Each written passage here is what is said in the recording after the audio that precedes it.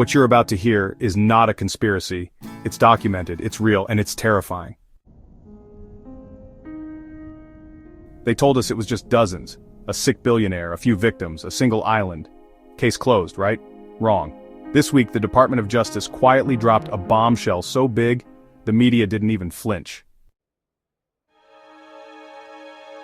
Jeffrey Epstein, the man already infamous for trafficking minors, didn't have a few dozen victims. He had over 1,000. Let that sink in. 1,000 children. That's not a scandal. That's a factory. A memo released by the Trump administration, a bland little two-pager with enough horror to make a Netflix doc, confirmed what whistleblowers, victims, and conspiracy theorists were screaming for years. Epstein's enterprise wasn't some backroom operation. It was industrial-scale abuse. And yet, no client list, no major arrests, no justice.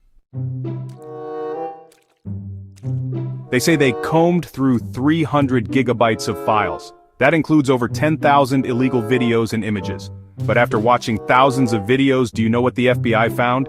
No evidence to investigate any third parties. Really? After all those flights on the Lolita Express? After the private dinners in Palm Beach? After literal princes, presidents, and billionaires were caught on flight logs? They found nothing? Not even one name. It's as if the entire system bent itself backward to protect the predators, and it worked, because despite decades of evidence, not one of Epstein's clients, not one of the men who paid to abuse, has been named or charged. Both sides of politics are complicit. Trump once said Epstein likes beautiful women, many of them on the younger side. Clinton was on that plane a lot. Even a British prince was reportedly involved. But now, they all suddenly forget. They dismiss questions. They call it a distraction. Even Trump snapped at a reporter, calling questions about Epstein a desecration. A desecration? What about the desecration of 1,000 lives? Oh, and remember that theory about Epstein blackmailing the rich for a foreign government? Yeah, the Justice Department casually said there's no credible evidence, no blackmail, no client list, just a dead man in a cell, and over 1,000 survivors left behind in the shadows. If you think this is the end of the story, it's not. It's the cover-up of the century.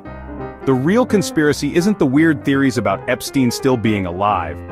It's that no one in power, not Bush, Obama, Trump, Biden, or Trump again, ever went after the men who paid for this. And they never will. Because this isn't just about Epstein. It's about how our society protects the powerful, even when they prey on the weakest, how abuse becomes normalized when money's involved, and how justice dies in silence. What do you think happened to the client list? Why do you think no one wants to talk about it? Leave a comment below, but keep it sharp. The truth doesn't like to be whispered. Subscribe for more stories they don't want you to hear. This was just the surface. 1,000 screams, one name, no justice, the Epstein files.